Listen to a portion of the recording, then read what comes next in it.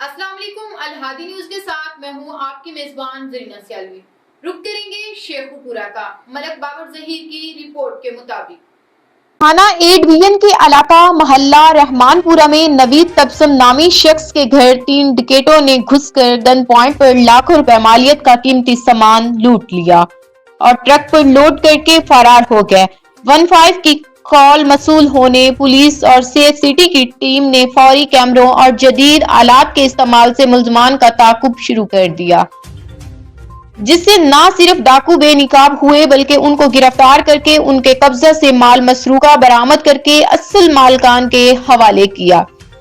Safe city के एक माह के वजूद से मुतअद्दिद डकैत गैंग, चोर, कत्ल और इकदाम कत्ल करने वाले संगीन नवैयत के मुल्जमान गिरफ्तार किए जा चुके हैं।